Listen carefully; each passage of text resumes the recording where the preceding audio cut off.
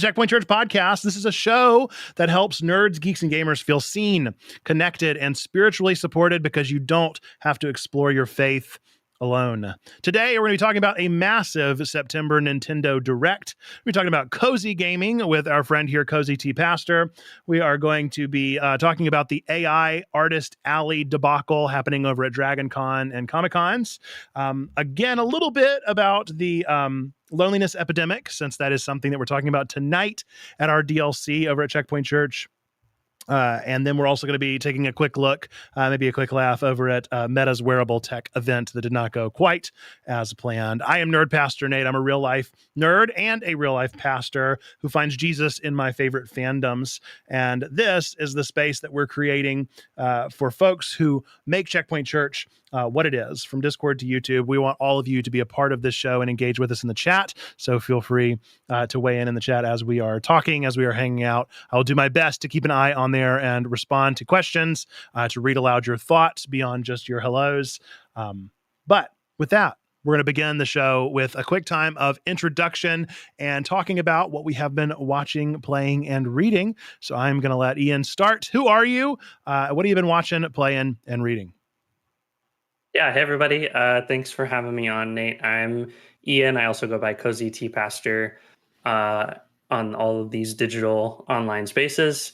And yeah, just excited to talk about lots of different gaming and tech news today, and a little bit about faith. So for those in the realm of Methodism, I'm going through the ordination process. I'm writing paperwork, which means some of my consumption of other content is limited, or I've reduced it in order to better get work done. But I've still been enjoying some things. My wife and I just finished season 2 of Wednesday, which is pretty good. Got to go watch the Demon Slayer movie in theater last Sunday, I think, which was great. And been watching some Dropout TV because it's just a good laugh and a good pause from everything else. I wouldn't say pause from chaos because it is still chaotic. But playing, definitely been going the cozy route right now, just keeping things very low energy. So I've been going back to my Animal Crossing island in New Horizons and just hopping into Tears of the Kingdom, exploring, walking around. Just a little pause from what I am working on. And then I'm reading a book called The City in Glass by Neva, and it's been pretty good. I'm probably close to the end at this point, and enjoying that as well. Nice. I had not heard of that one. I got to look it up.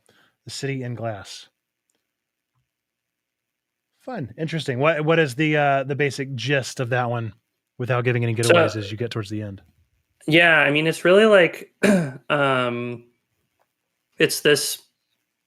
it's kind of a relationship between like an angel and a demon, where like this demon has helped build up this community in this town and this place that she calls her home, and then this group of angels come and destroy it, and so then there's this story of like rebuilding and the relationships that happen and connections between like people. So it's very interesting, and then like this ongoing kind of back and forth between the one angel that stayed and the demon who is continuing to be present there. And so, yeah, you're like observing this rebuilding of a community, and from a very different perspective. So it's been really interesting.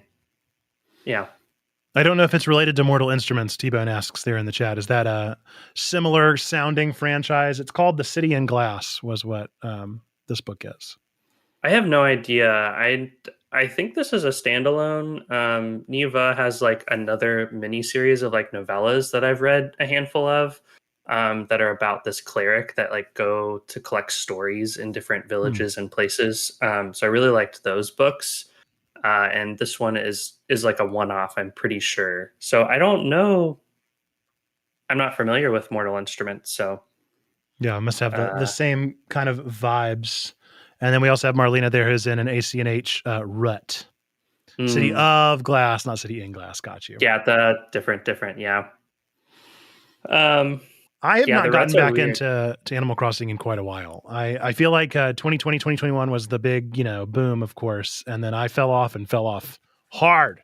So I would love to get back into it. I do love the game, but as was shown, so we did our like game clubs in the last episode. We talked about the ones from August. Yeah, August. And the ones for September, one of them is Fantasy Life I, which is very much a cozy game. And I enjoyed it. I played some hours of it. It was fine. And then Silk Song came out and I was like, I don't have time to do a cozy game right now. And so I Yeah, pretty much completely dipped out. Uh, and I don't know if I'll be going back or not. We'll see. yeah. And then the Demon Slayer movie, was that fun? Was that which one are they on now? This is the one with the like tower house at this point. So this is if you are. I've read all the manga, so I'm I like have as now well. getting to watch it. And so yeah, this is like the beginning of the Infinity Castle arc. So it's like Infinity Castle. That's it. the the beginning of the end. But there's Right. supposed to be like three movies to close it out. So this is the first of three, and I would say like it was very good. That was probably one of the better parts that they've done so far. Yeah. So Wizen there is asking perhaps a bit tongue in cheek about Fantasy Life I and if it is actually a cozy game. Wizen is my like one other person in the Discord that's been playing it as well. And Yeah. to give you the like down and dirty of this game, it is 3 games mashed together. So Hmm. it's got the Animal Crossing like world that's like an in between world. But obviously the full name of the title is Fantasy Life I, the girl who steals time. And so this is dealing with like time travel. So you're in your Animal Crossing world, and then you time travel to another point where you're in like a fantasy life parallel. So these are games where typically you're known to like get jobs. So you'll be like an archer or a soldier or somebody working in like metalworks or a woodcutter or whatever. And then so these are like 2 worlds. So one world is fantasy one world is Animal Crossing, and then there's this third world that is like a Tears of the Kingdom. It is like a clear the fog of war adventure game, and it's like so unexpected in the midst of these 3. And so it's like, yes, I do think it is unquestionably a cozy game in the Animal Crossing world and in the job world. But then you go into this random action adventure parallel and you're like, why am I stressed right now about how I'm battling with these baddies? And they're actually relatively difficult. I wouldn't say anything's too challenging, but it's a whole lot. And it's so much like jammed into one that I am questioning. It is cozy game, but also so many game. So Yeah, that's why I like to talk about like, and we can talk about this more later, but like some games have like cozy experiences in them. Maybe the fullness of the game isn't. Like people talk about Cold of the Lamb. I haven't played it yet. I really want to. I know there's a big update coming later, but like there are cozy parts of the game, and then there are the more intense, anything with combat, right? But I think even for that, it's kind yeah. of up to your own experience of it. Well, some people will call Hollow Knight, and well, we're not talking about that this week necessarily, but like they'll call Hollow Knight a Yeah. cozy game just because of the vibes and the aesthetics, even though Oh yeah. unbelievably a challenging game. So it's not Yeah. always going to be a cozy time for sure. No. Well, cool. I have not ever watched Dropout. I feel guilty because I love all of the people. Mhm. I loved College Humor, like grew up with College Humor, and track with all those folks so well. And I have taken so much of their content in through shorts and clips posted to TikTok. And I've never once paid them a subscription dime. And I feel a little guilty about that. I feel like I probably should, but They what you gonna are do? it's probably the most affordable streaming service out of Yeah. all of them by far. And pretty good amount of content. So Yeah. we've definitely been on the game changers run right now. I think someone had mentioned that in the chat earlier. But like Mm-hmm. that's been our go-to right now. They encourage sharing passwords. That doesn't surprise me. Yeah. They actually do. Yeah. They're a goofy bunch and I love what they do and I love the content that they create. So I should support them. But I also know that like I so quickly drop streaming services because there are just so many now. And I just Mm-hmm. purged Spoofy. We had the Spotify family pack or whatever, and I realized it was like costing as much as like a AAA tier album a month, and I was like, I'm not listening to that much new music to warrant, you know, $18 a month. So we cut back pretty intensely recently. I don't want to add on another thing right away. Yeah. I got to catch up on anime before I start watching some improv, I guess. But I have been playing, as I've kind of alluded to a little bit here, a good bit of Silksong. I have a feeling that I'm going to go through. This is not a spoiler necessarily for Silksong, especially if you've played Hollow Knight before. But the game is one where you roll credits and you're not actually done. And so I will probably be rolling credits and will be done. We will see. But like I didn't with Hollow Knight 1, I didn't keep going. I'm not somebody that's like an achievement hunter. I'm not somebody that needs to experience the true ending for myself. I will go and get the ending the unsatisfying first ending, and then I'll go watch a YouTube, let's play to get the true ending, because I just don't have time for a 70-hour grueling journey into a game. But I have been very much enjoying it. I'm not going to spoil anything because I know you're holding off on playing it, as you wrote over on your Substack. So I don't want to tease too much of the story or of the thing, other than to say that I'm loving it. I actually think that for me, it is better than the first game. I will give it credence as being better. I also did not love the first game as much as others. So there's a chance that like maybe the fan nostalgia will like turn people off from that review, but it's not perfect. I think I'm going to probably land at a solid 4 stars. And I think that's about where I landed with the first game as well. Is like, these are great games. They are not exceptional games. They've got these little quirks that are just a bit annoying, and I can't do it. None of them will ever be as bad as whatever that game is that we played. Islets was a Hollow Knight like. Yes. Oh my gosh. We played it on stream and I thought I was going to pull all of my hair out of my head. It was a nightmare of an experience.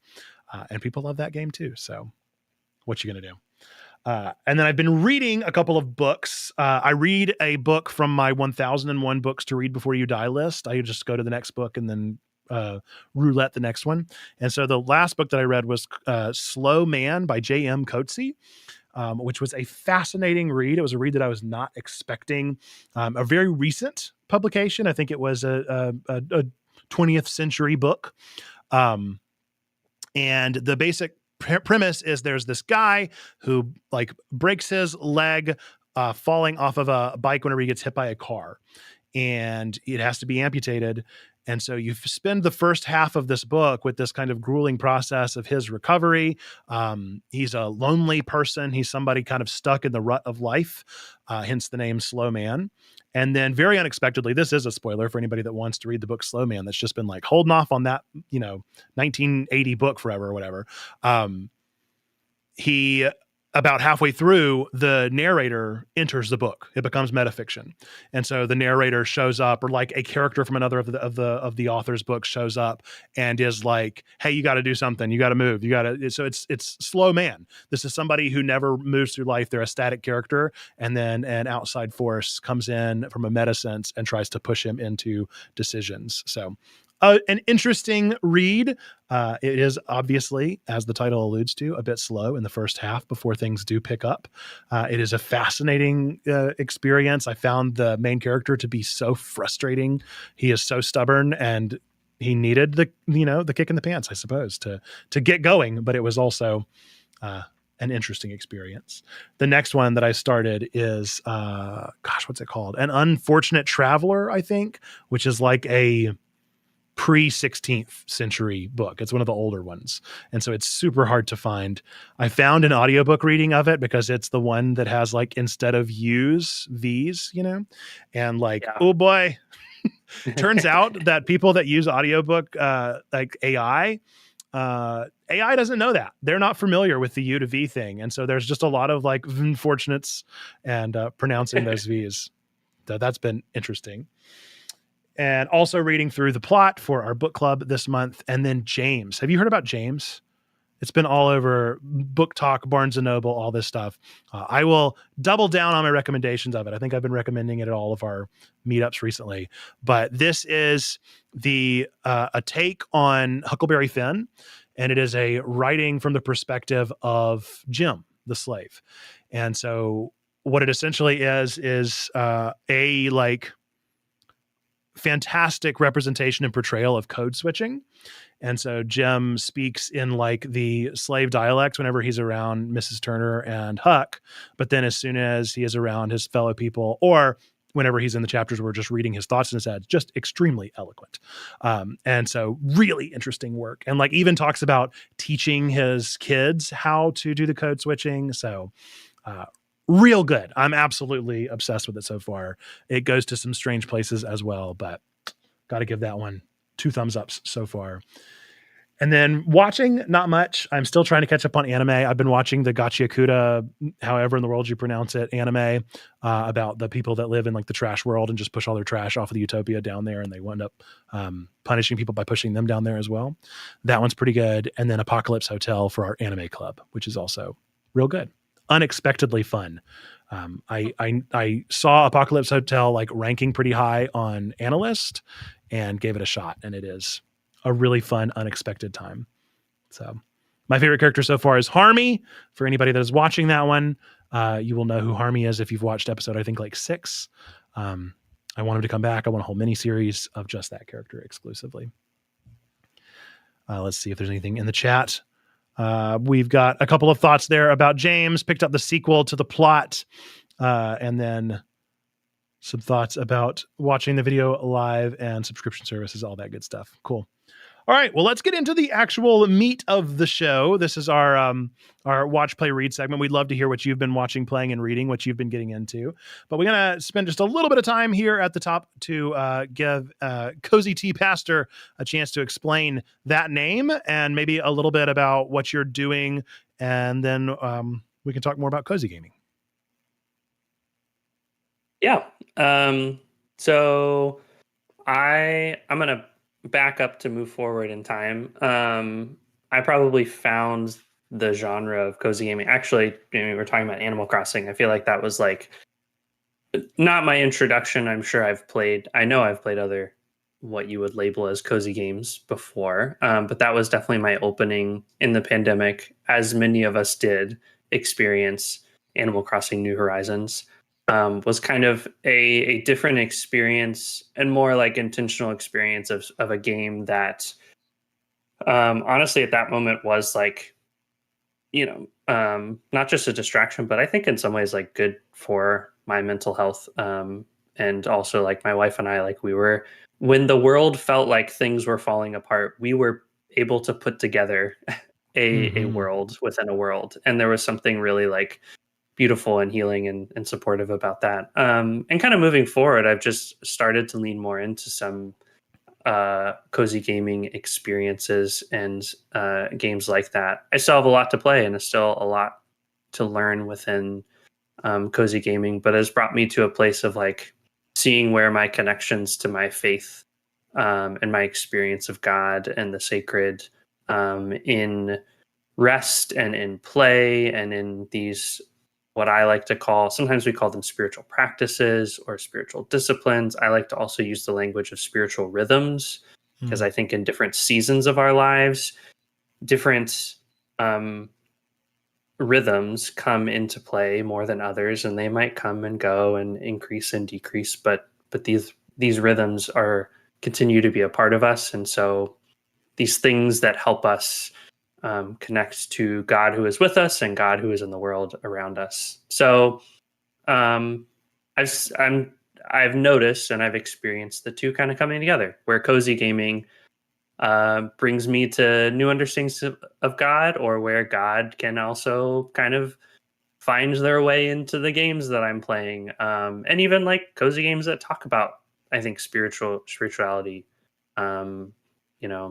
the sacred, something beyond just ourselves, and that force of creativity in life. So I started Cozy Tea Pasture a couple months ago, in my hopes to build a community, to build a space for people who are in kind of different camps of maybe you've had an experience with church or religion or God, um, but maybe you're a gamer, maybe you're not, but maybe cozy gaming feels like a more accessible way to game. It's not always as intense. There's not as It's usually lower risk kind of gaming experiences. It's not like you fall off of a cliff and then you have to start over from the level, with none of your resources. Those kind of Mm-hmm. things that a Hollow Knight might sometimes convey. Not that I don't love those games, but there's a place for all of them. Um, so yeah, so for people who you know want to connect with God, or church hasn't really been the thing, want to create a different kind of space where questions can be asked, new paths can be explored for what it means to connect with God and one another in our lives.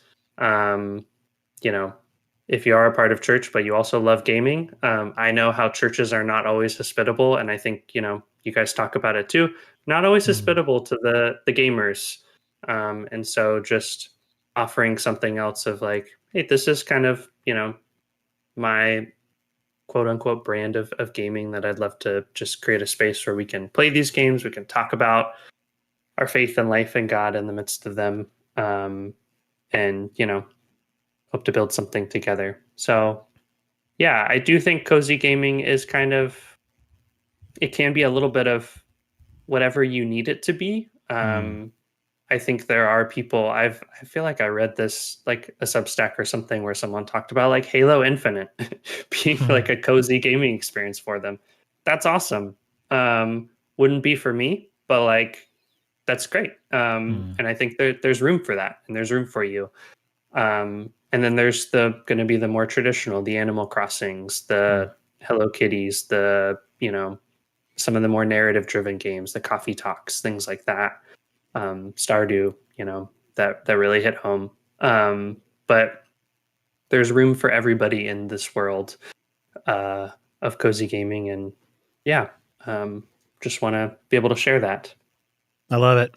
Yeah, I find it interesting that there are different games that do different things for me at different times, even. Like, I wouldn't have thought until you just mentioned Halo. Like, I wouldn't think of many cozy shooters, but like thinking back to some of my coziest times would have been like a late night game session with something nice to drink with some college buddies playing Valorant, and like not taking it too seriously, but just going through some rounds together. Like that would have Yeah. been a very cozy time. Even though the game itself is not inherently cozy, it's cozy being in community with other people. Whereas if I'm playing a game solo, I'm going to want more of the like slow vibes. I don't mind a game that is intense because I'm with people that are like just a joy to play with. Same with like Overwatch or anything like that. Not with League, explicitly not League. I could not state that clearly enough. That is never will that be my cozy game. I'll go on paper and say that is not the case. We did have a question there in the chat there for you from Marlena of your favorite T in the T Yeah. of the name. Yeah. So the name is, if you follow any cozy people, like cozy tea is just kind of a thing. And I don't even know where it came from, but I was like, this feels good. I also, around the same time, like I don't drink coffee at this point. My brand of anxiety and caffeine just don't mix. So like coffee is a little bit off the. I'll do decaf every once in a while, but really like love an herbal tea. Mm. I'd say my go-to, my favorite, which is a unique one. Not everybody likes it. Is I'm a big Celestial Seasonings fan, and there is a tea that they make called Tension Tamer, which I used to only be able to find in like a more niche store, I guess, for my area, so like a Sprouts or something. But they do have it in my local Publix now, which is great. But it's got a blend of like a little bit of mint, a little bit of chamomile. There's also catnip in it, which is a mint as well. But yeah, a couple different flavors. So it's got a little variety and blend in there. But probably tension tamer. Ooh. Oh, really? Your husband drinks it every day? Yeah, it's great. Love it. One of my favorites. That's probably a go-to. Yeah. Yeah, we're really getting to tea drinking season for me. Like we are nearly Oh, there yeah. as it gets a little bit cooler. Although it's not been cool this week in North Carolina at least, but we're almost there. It's on the edge of some windy, cool weather, and I'll get to enjoy. I'm going up to Boston this week, and so maybe it'll be cool enough for some coffee up there. We'll see, Oh, yeah. or some tea. Good. So we're going to talk a little bit about cozy gaming itself, but I think we really already have explored like the reality of the fact that there is no real metric beyond it is what you say it is. It is what you find cozy. I guess tell us a little bit about the journey as it's gone so far. I know the shout out we offered there in the chat was Discounty, which county?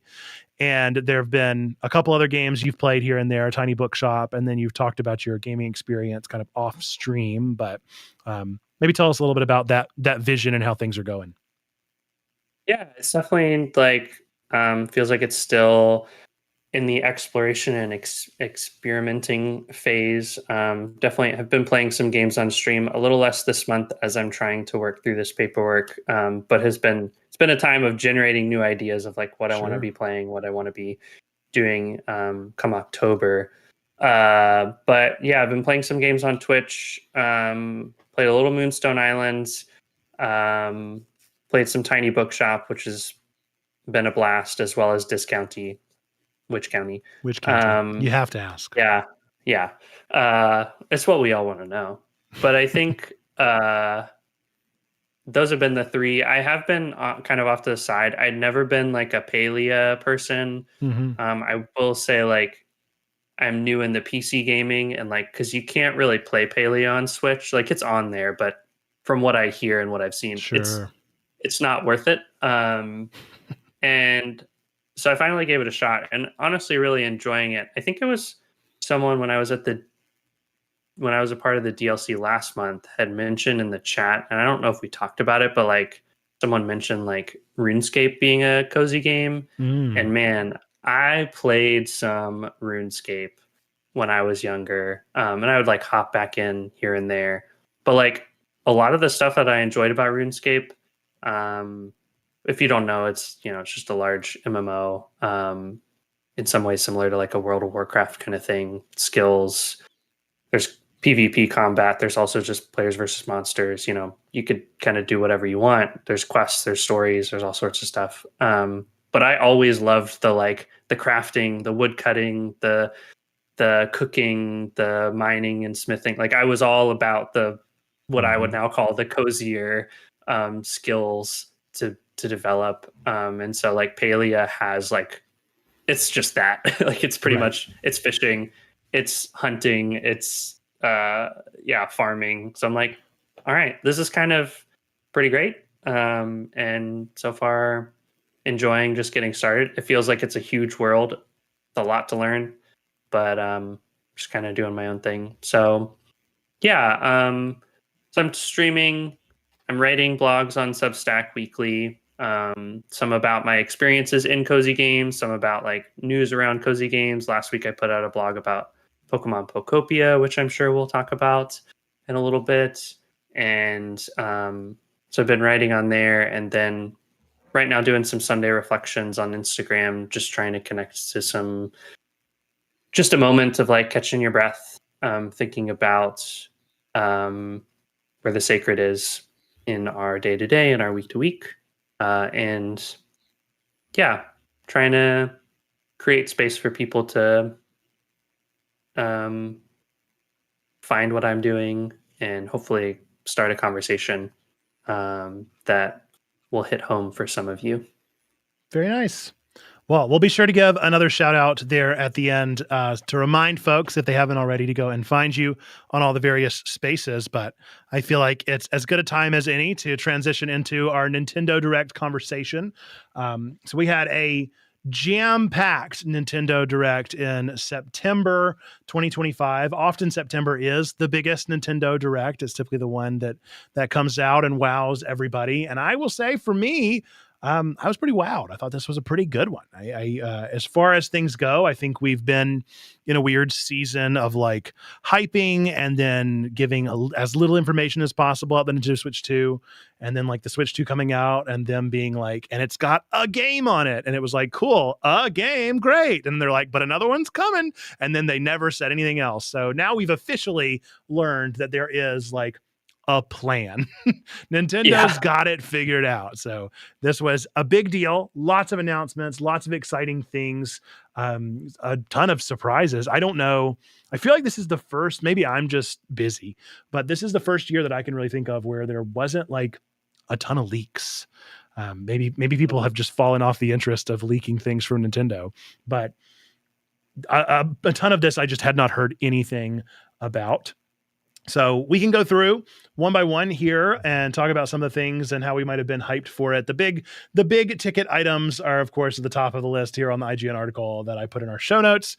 And so we got another look at Metroid Prime 4, which I have personally never played a Metroid Prime game. I've played the 2D Metroids, but I never did get around to the remaster of Prime 1. Especially after hearing that like 2 and 3 are just kind of in the ether of maybe happening, maybe never happening. But I'm on board now that Samus has a motorcycle.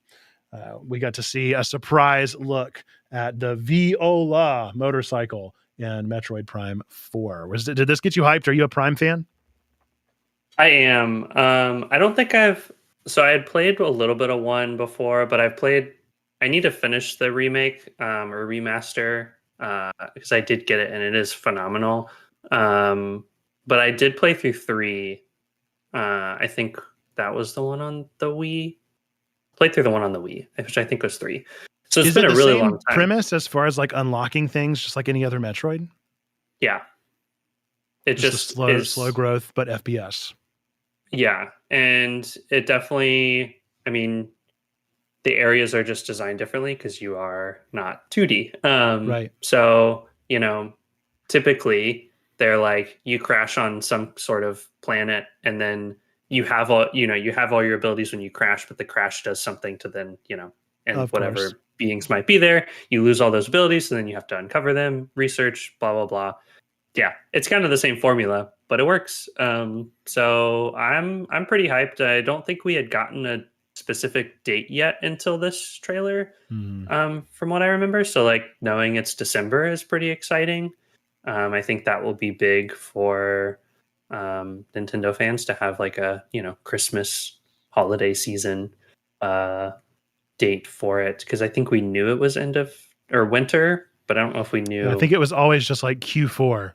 Q4 is what's coming out 2025. But of course, this game has been cursed for a while after being announced, being made by a different company, and then it no longer being made by that company and starting over its process and being delayed and delayed and delayed until eventually now officially being a real life thing. And especially being on the Nintendo Switch 2, I think is the best place for it to be. So we'll get the highest quality renderings of this one. Again, I do think it is a shame that they weren't able to release 2 and 3 in the meantime. I guess, I mean, with any Metroid game, you don't really have to play the other ones, but I would want to, just because I think this is hopefully going to reinvigorate some hype around the franchise, and it'd be nice for people to go back and play more. Yeah, and maybe, I mean, if it sells well enough, maybe they're like, oh, we should work on 2 and 3. I don't know. Could be. She is an Esper in this one, which is strange. She's got the psychic powers all of a sudden. So I don't know exactly what they're going to do. I kind of thought we would get more of a look at that at this one. Yeah. But I think we're getting a Metroid Prime Direct. I could be wrong about that. I know we're getting another Kirby Air Ride Direct. I heard that somewhere, which is hilarious. I don't know why they're doing wild. 2 of them. I think it's just because they're like, yes, Mr. Sakurai, you do whatever you want. You feel free. You talk about your game and you smack talk on Mario Kart, all that you would like to, because that's just what we let Sakurai do. And maybe we'll get another Smash game if we let him talk enough. So it's a good times, and I will be very curious to see what comes out of this and its success. The one more thing of the event, which is always where they typically announce the biggest news, was a new Fire Emblem game, Fire Emblem Fortune's Weave, with a slight nod towards the end of the trailer to the Three Houses franchise in particular, that like aspect of the franchise. I love Fire Emblem, and I'm real on board for this. I even liked Fire Emblem Engage. Even whenever it was getting all of the hate from all of the people, I was like, no, I still really like this a whole lot. And I will love an opportunity to get back into the Three Houses adventure anymore, especially if they're going to go as like wild as they did with the story and with the length of the game, because I think it was by far, I'm pretty sure Three Houses is the longest Fire Emblem. And so I would welcome more of that. But I don't know. Are you into this franchise in particular?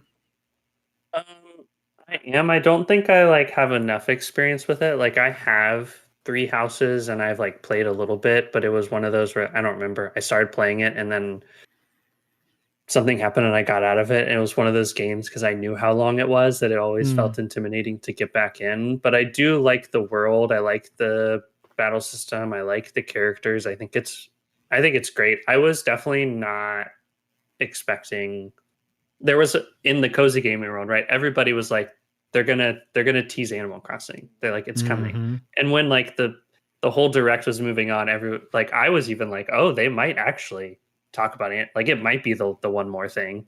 And honestly, I'm not disappointed. Like hearing they're working on a new Animal Crossing, which I'm sure they are, would be great. But like I think Fire Emblem is a great way to end it. I was like, yeah, I think I will try to pick this one up. It does look really great. And it does have that Three Houses feel from what I remember. So I don't know a ton about the world, but I do like the games. I think they're really good. So yeah, I will be playing it for sure. Coming out in 2026. We didn't get a like range of time when it'll come out, but if I had to predict, I feel like the last one came out over the summertime, so maybe it'll be like a mid-year release and kind of the summer lull, and I will be enjoying it and playing it. I do think that the one thing that does never really matter to me is the settings of Fire Emblems.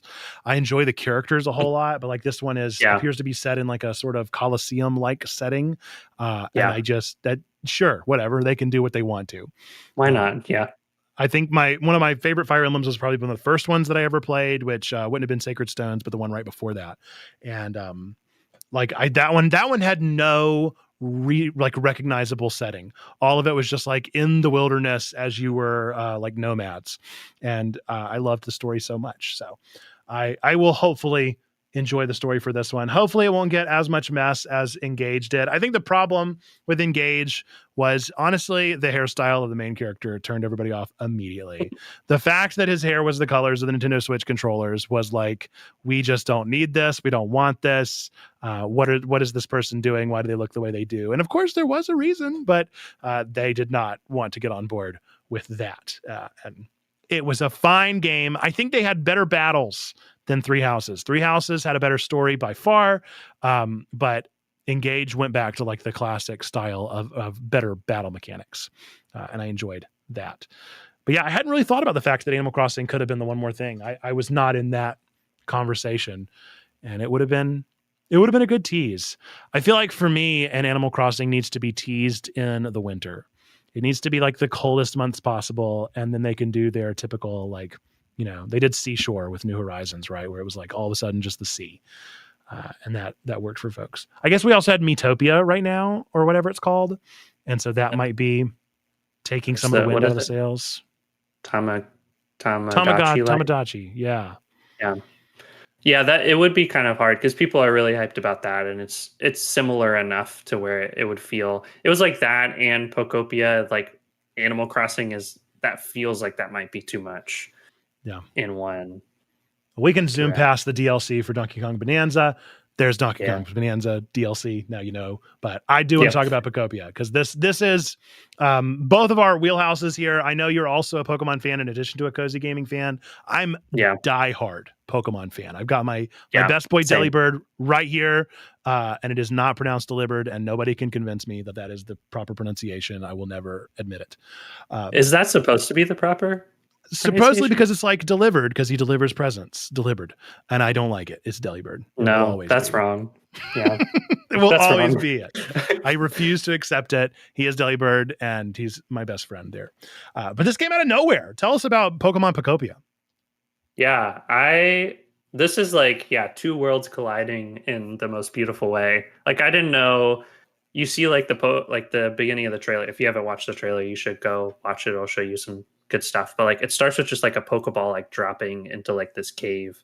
And I was like, well, this isn't Legends ZA, clearly. Like the visuals are different. But like no idea what's going on here. And can honestly say, yeah, like as far as like leaks and stuff like that, didn't hear anything about this. Like nowhere, no rumor mill, nothing. And then they just dropped this like really what seems like, I mean, yeah, it's a cozy life sim farming game that's Pokemon. And then as you're playing this Ditto human character, Ditto turned human form, and you're learning abilities um, from other Pokemon living what seems like an island or a world, and you're like building up this world around you that has like some Minecraft feel to it, some Animal Crossing vibes. It's very bright in color, which is just nice to see. And I think all the character models look really great for the Pokemon. You know, once you get past the like kind of eerie Ditto face on the human, like everything else is really adorable and charming. But I'm very excited for this one. Yeah, you said you're also pretty pumped for it. It took me a while to figure out because a lot of people have been disturbed by the Ditto turning into a human. And I think the thing that is bothersome is the ears. I think it doesn't need ears. I feel like Mm, we didn't really need that on the character model, and it's just real strange. Amongst everything else, I feel like if it didn't have ears, I might have been on board a little bit more. But and the like weird, the arms are so long. They're just arms, so yeah, unfortunately long. A weird choice, but I think a logical choice whenever you consider what they're going for of like the point of it is that you're being trained by other Pokemon to use their moves to do things that make sense for the area. And at least from what we saw, we got to see that like Squirtle can water plants and like help grass grow, that kind of thing. And then you've got like Charmander is able to teach you how to like burn down whatever, and then you've got Scyther who can help you chop down trees, and Hitmonchan can help you punch, and you've got all these different Pokemon that you're going to meet along the way that join your village that teach you how to do things to build the village. So I think that is a great idea, and it yeah, feels way more inspired than anything Pokemon has come up with in a spin-off title in a long time. Like I yeah. play every Pokemon spin-off. I love them. I will continue to play them. But they sometimes kind of phone it in. Like the most recent one being the like brain age thing that Pokemon did. You want to talk about phoning in a like kids learning game? It is a kids learning game, but they could have gone a little harder and they just didn't. Though they love outsourcing their stuff. I think this one's by Koei Tecmo, I feel like is what I last saw. And I don't know if they've done anything like this before, but it kind of reminded me of Dragon Quest Builders in the sense of like you're Hmm. building a village, you're building things around you, you're working with them to help build with you. I hope that it has like a story at all. If it doesn't, I think that will be probably its biggest like downfall. But I think as long as it's got somewhat of a story to grab people and keep them interested, like even an Animal Crossing level story, I think will do. Um, they could certainly go. They could go more, but at a bare minimum, they got to do something. And I foresee myself spending so much time playing this. I think I Yeah. will. I will lose hundreds of hours if I can, because it just looked that good. That's what I'm hoping for. And like it is the Pokemon Company, and I love them dearly. And they are not they are flawed, and that's okay.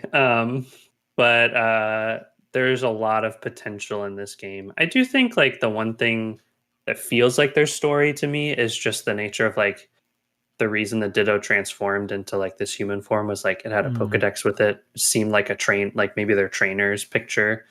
And so maybe there's something there. But yeah, it feels like the world has a lot of life to it. There are some like, I don't know if you've been to like the website for it yet. But I can put that, I'll copy it and put it in the notes real quick.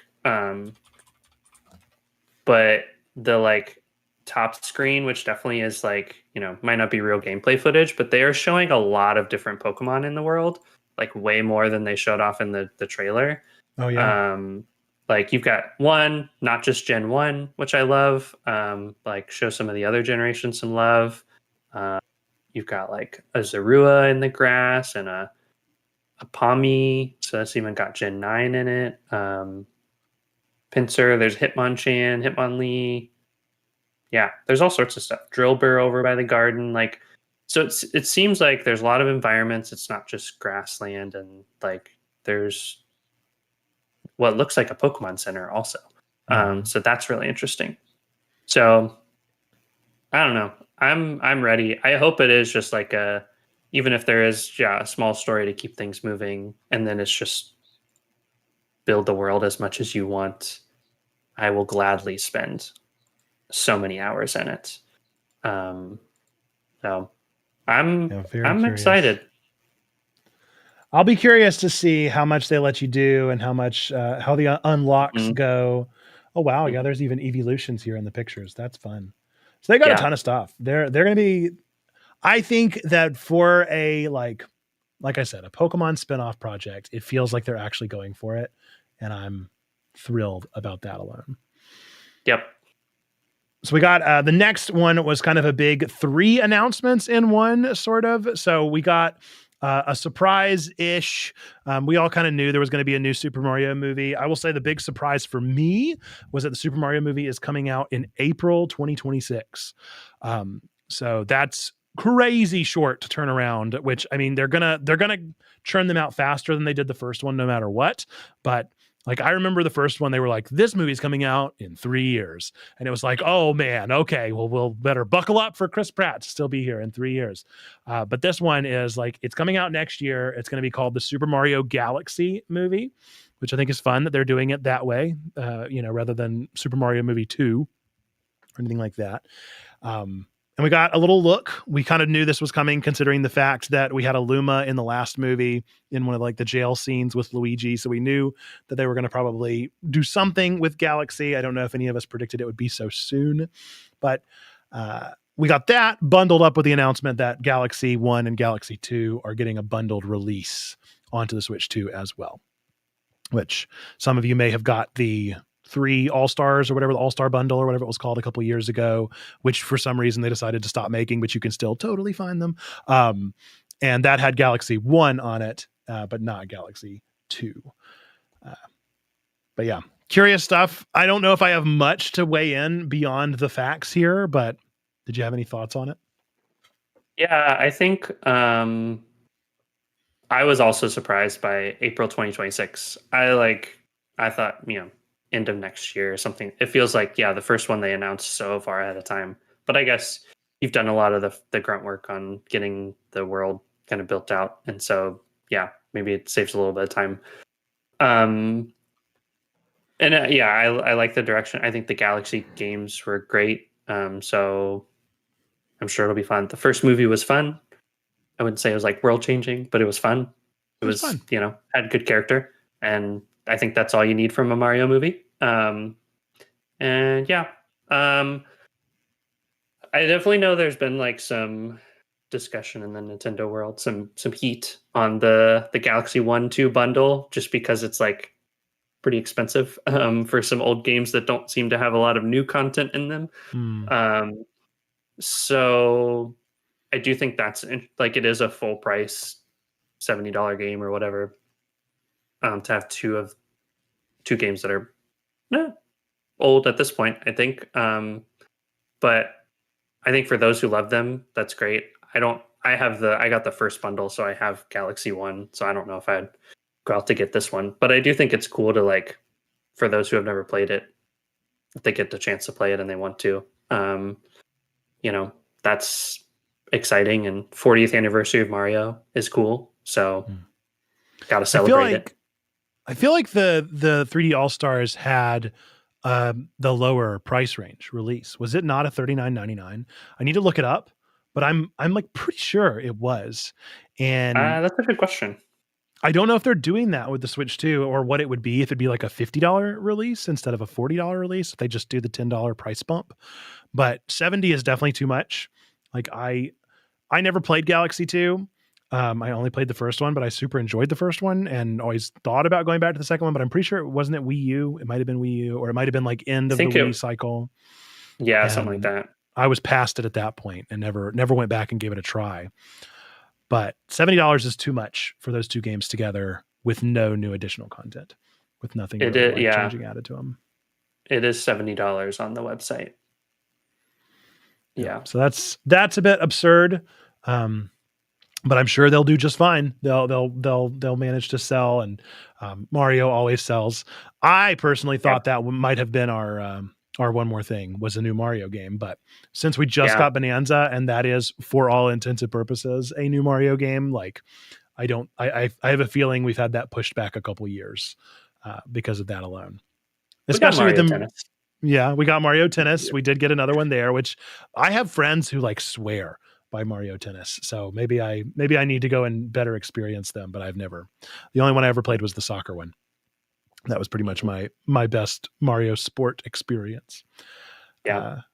So we got that look. Then we got another look at a bunch of other things, such as the Pokemon Legends got more Mega Evolutions.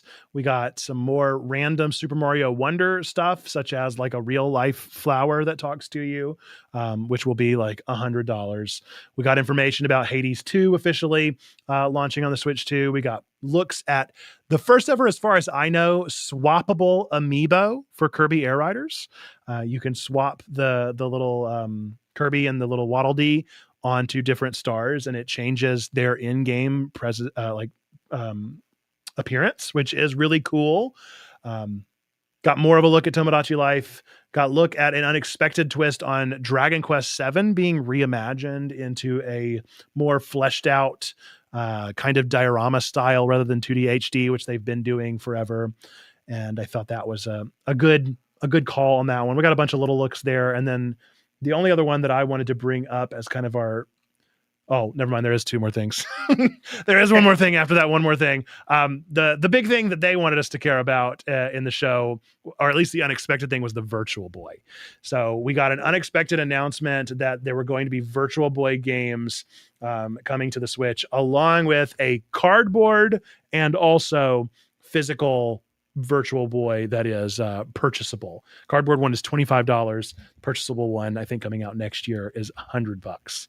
I have no love for the Virtual Boy, but I will probably be getting this for the memes alone.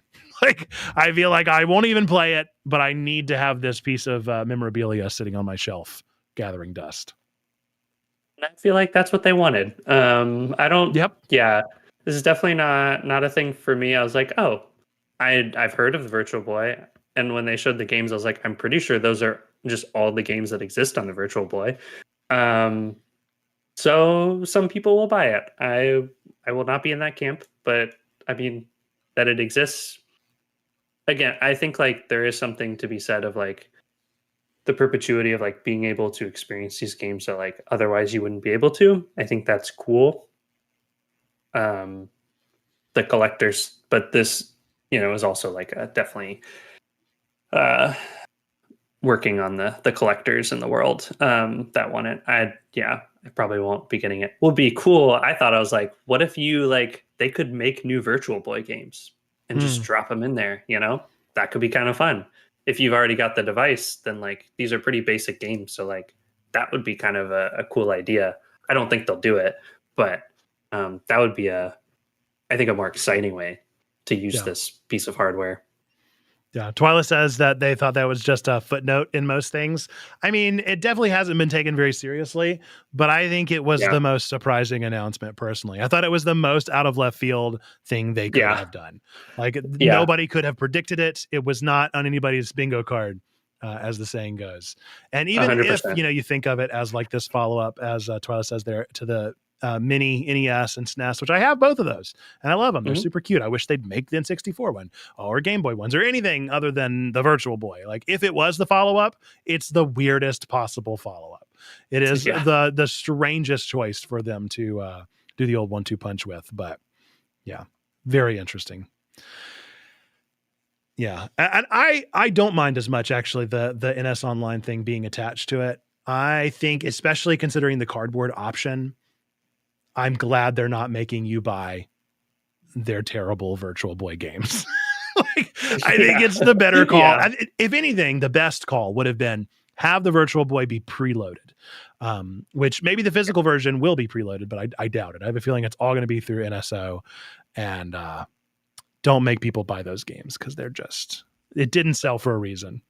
Yeah. They were not well known for those at all. My last thing that I want to harp on here is the thing that truly was also out of left field, not necessarily for Nintendo, but just for anybody at all. And that is, I'm a diehard Danganronpa fanboy. So I don't know if we've ever talked about this. Maybe my favorite. I've got Lil Monokuma up here on the thing. It's like one of my favorite game series of all time.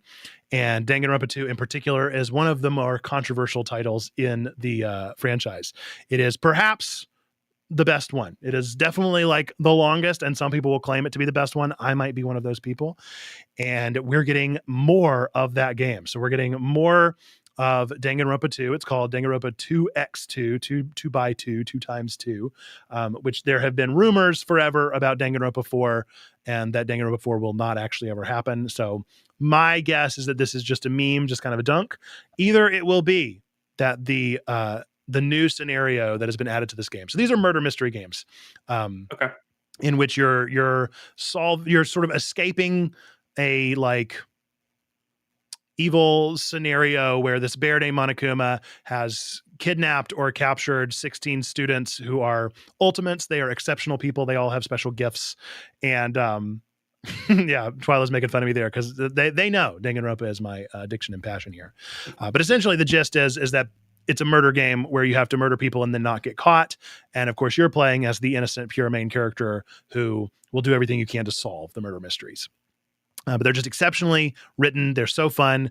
They're so ridiculous. They're like high absurd, high scenario, baffling concepts. And we're getting a new scenario of one of my favorites, which is Danganronpa 2. And maybe, just maybe, it will actually secretly be Danganronpa 4. But I have a feeling that's just, us hardcore expecting that copium, and that it's probably just going to be 2x2 with a new scenario in it, and that'll be the end of it. Very hyped, very excited. New character models, new good things happening. I love Danganronpa, and I cannot wait for it to enter my world once again, and I will be playing through the entire game, even though I've already played it several times, just to see what's different in this go-around. So there you go. Let me know if I can ever convince you to play Danganronpa. I will do all that I can. I will watch every one of those streams. It is not cozy, even a little bit, but I'll be there. I'll make it happen. I mean, I'm going to be honest. I didn't even remember that this was in the direct. It but was weird. It was a random one. I'm so happy for you. And maybe now I will at least look a little closer. I'm You intrigued. absolutely do not have to, because they are also pretty cringy and definitely have some like elements of like, I'm 12 and this is deep kind of thing. But oh, yeah. I can't help but love these games, and I'm excited to get more of them.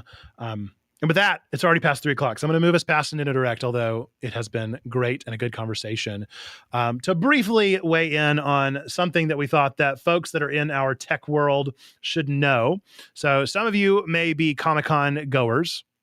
But for those of you who are not, whenever you go to a Comic-Con, when you go to a convention, you're going to enter in and there's going to be tons of things to do everywhere. But one of the things that kind of pervades and goes into all of these conventions is a section typically called Artists Alley. And this is a part of the convention where you support either local or traveling creators. So these are people who maybe they make candles of like, the Targaryen eggs or whatever, and they melt down and you get a dragon at the end. Or they make chainmail that you can buy, or they make like anime recreations of blades, whatever. Like there's tons of stuff that people can sell in Artist Alley, but it's like an artisan place where people will come in and sell their wares. Over the past couple of years, Artist Alley has gotten a little bit of flack because some Artist Alleys are becoming havens for like everybody at this point. I like my 3D printer. I have fun with my 3D printer, but every Artist Alley does not need the little like dragons with all the moving vertebrae that have been 3D printed based off of like a mass 3D print file that everyone everywhere has had forever. Some people will sometimes do the creative ones. I will tell you, I went to an Artist Alley recently and that Labubu turnaround, they had 3D printed Labubus so quick. I was like, Labubu's not even been around that long, but they had them. I digress. The 3D printed kind of stuff has kind of taken over and was already kind of a bridge too far for a lot of folks where they were getting tired of seeing that. But then at this most recent year, we really saw a ramping up of AI generated art being shared for prints at Artists Alley. In particular, there were some conventions where people were being asked to leave or being escorted out or being banned from future Artist Alleys because they were being they had been caught selling AI manipulated art. And so this has led to conventions kind of readdressing this issue and trying to figure out what to do. And in particular, Dragon Con, which is out of Atlanta, has already kind of made the by and large decree of like no AI art at all. Because we don't want AI slop, we're just going to go ahead and make an outright ban on the thing, which I think is an interesting line to draw, but it is one worth considering and worth talking about, especially given that we are in an interesting space as those that are nerds that are also people of faith that are also like concerned about the well-being of this conversation around AI. So that's the gist. Had you heard about this? What are your thoughts about it? Just kind of off the cuff. I'm definitely not like well entrenched in the con world. But when I lived in Atlanta for a couple of years, I definitely, I remember hearing Dragon Con was happening, and now I'm bummed that I never went. But so I hadn't heard anything. But I do think these are the important questions we are having in 2025 around, like, I think creators in all spaces, the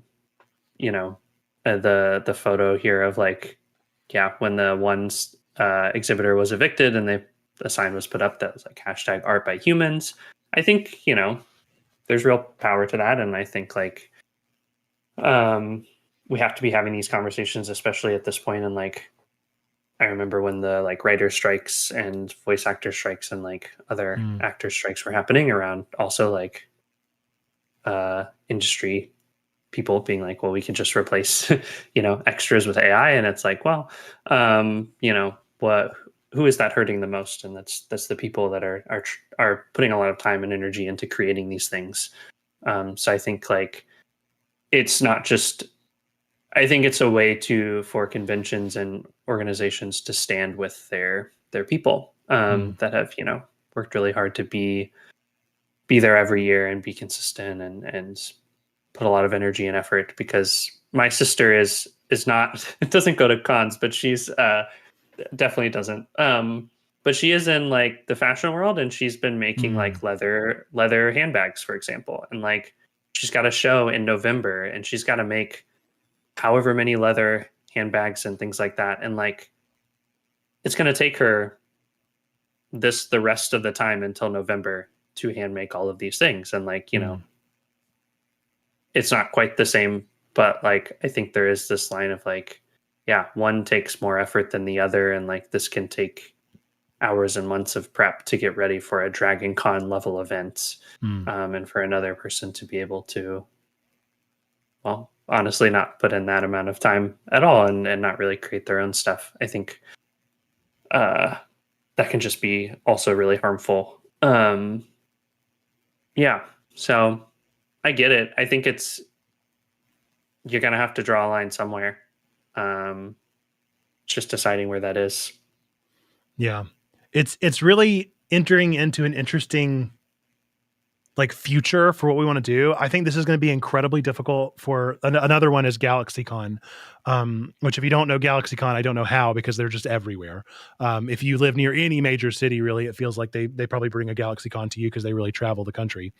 But we've got this conundrum of like there are so many people making so many things, and how are you going to manage to police this mandate and make sure that this is something that is actually protected? I think Yeah. on the other end of this, what we're really going to see an issue with is false flagging. I think we're going to see a lot of people who probably do work really hard on their art that are going to be accused of using AI art. And then that's going to be like a weird conundrum as well of do we lead with a default of trust or with skepticism? How are we going to handle that relationship between like the espoused artist and the grifter? And like you can't just assume everyone to be a grifter, or at least I won't, because I refuse to be that like cynical. But that is where we kind of find ourselves of like, if we can all find ourselves in the same place of agreeing that we don't think that AI slop, this mass produced, like low effort, generic content should be for sale on floors for those that can afford to purchase a booth. If we think that is the case, then we've got to ask ourselves, like, okay, well, then how do we manage that expectation? On behalf of like the artist, we can ask for transparency and upfront. I can, I guess, state that I recently had to sign a contract for a piece of media that I'm creating, and I had to like sign that contract and say like I did not use AI for any of my composition of this. And so that's on one end we can like be upfront and transparent. I'm always transparent in my work with anything with Checkpoint or with any of the work that I do of like I do use AI from time to time, but I'm not somebody that uses it for pretty much any image or video generation. I find that to be my line in the sand.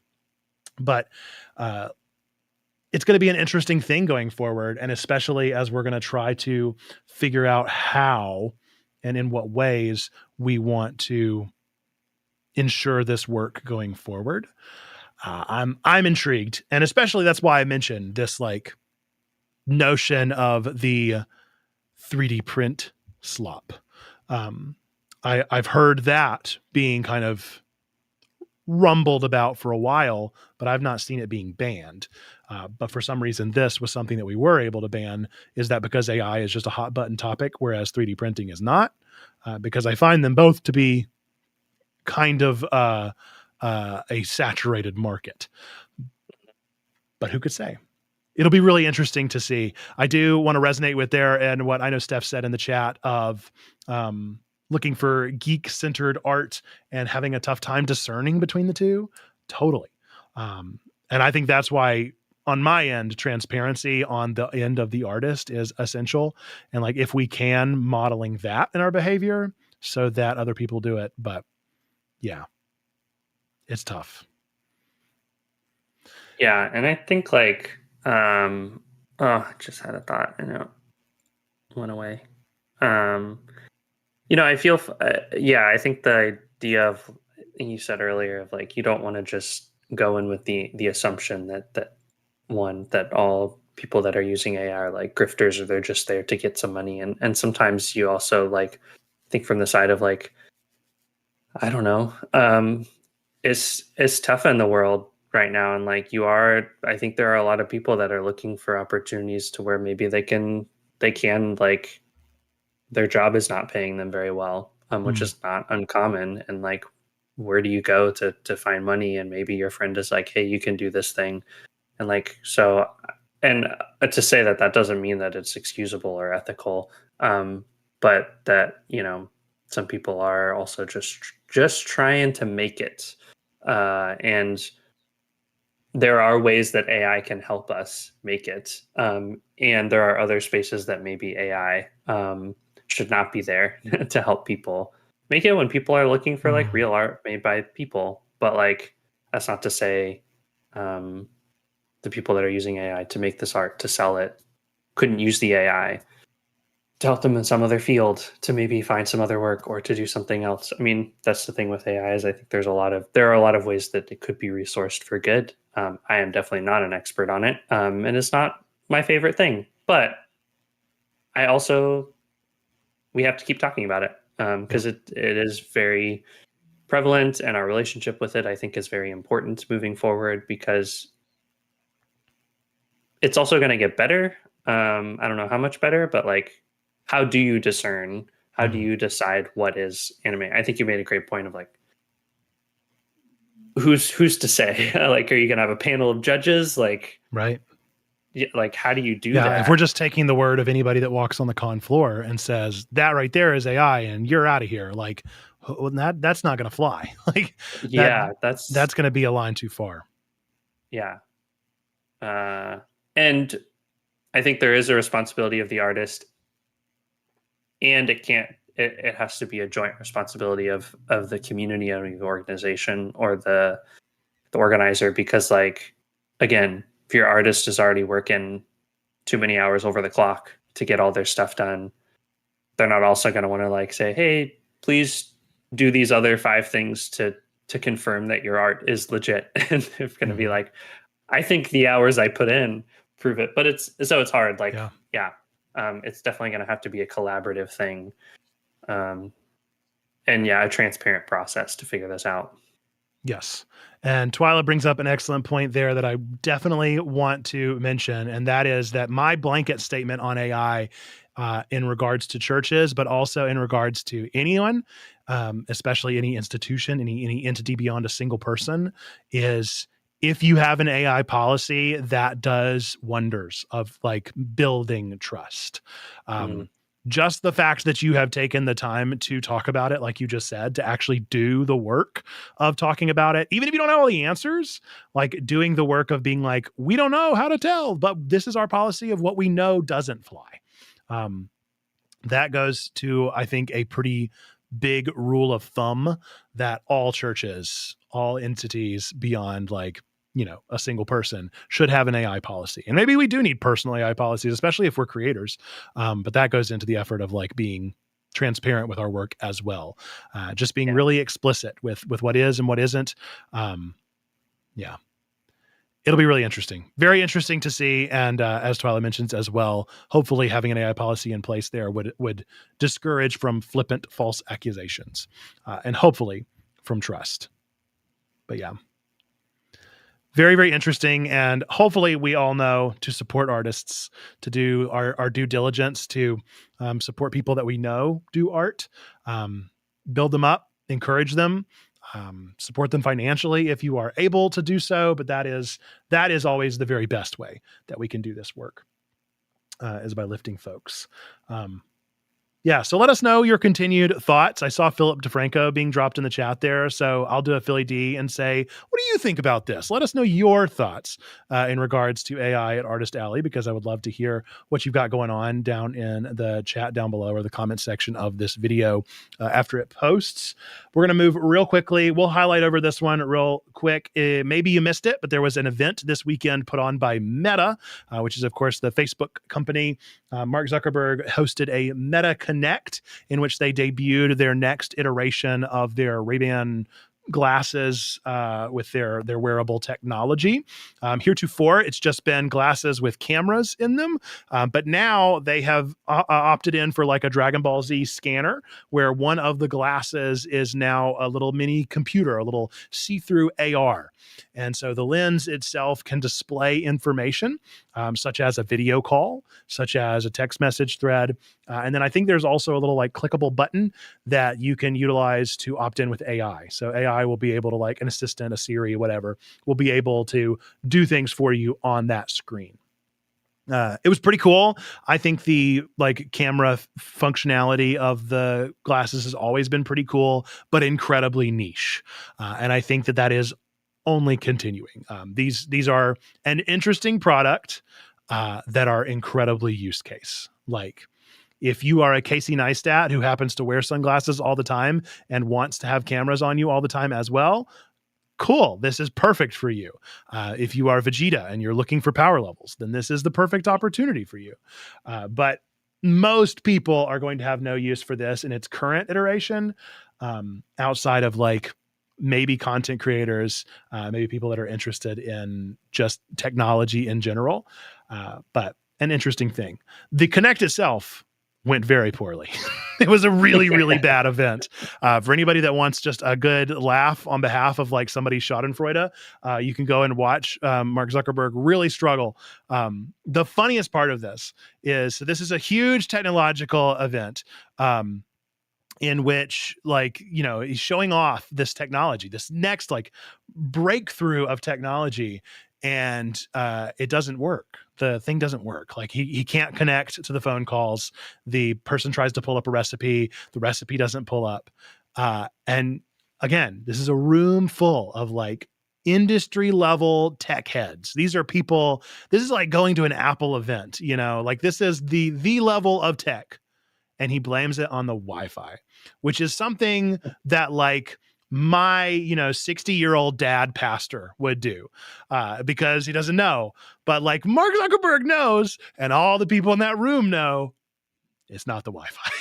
Like, the Wi-Fi is not the issue here, buddy, but you go on. So yeah, any thoughts about the flop or the tech itself?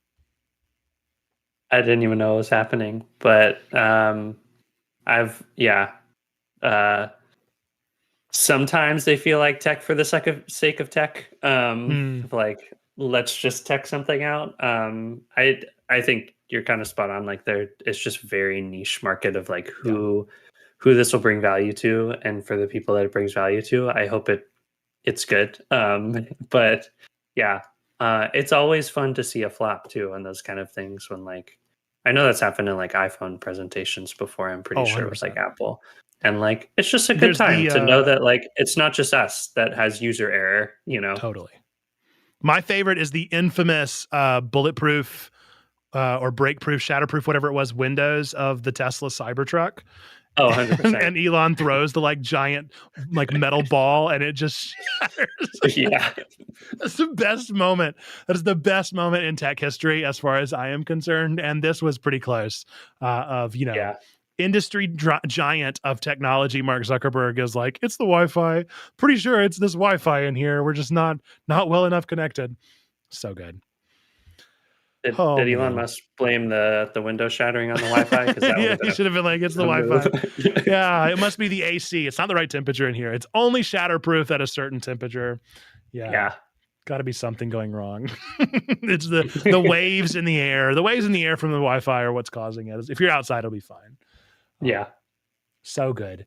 Yeah, I have a feeling, you know, it was probably TechCrunch and they put something before people that's still in a prototype phase, and that's almost certainly what happened. And he could have said that to a room full of tech people and they would have been like, yeah, of course. It's a, you know, it's a prototype phase. That's fine. But no, he had to go on and blame it on the Wi-Fi. Yeah, we need some kind of like Shmo Yaho parody song about blaming on the Wi-Fi. I would listen to that on repeat. Yep. So we'll see where that continues to go and continues to be interesting. I will also say, as far as wearable technology goes, the one thing I will continue to throw, I don't throw much in Mark Zuckerberg's direction. I'm not a big fan. But I think as far as wearable technology goes, I will continue to say good on him for making it relatively affordable in the technology world. Like, it's still not affordable for like normal people, but as far as like those that are even a little bit curious about technology, like, it's not a $6,000 Apple, you know, glassware or whatever. Like, it is, I think it's $800 for the Ray-Ban ones, and like for something that is the equivalent of a Saiyan Scouter, I think $800 is a pretty fair price.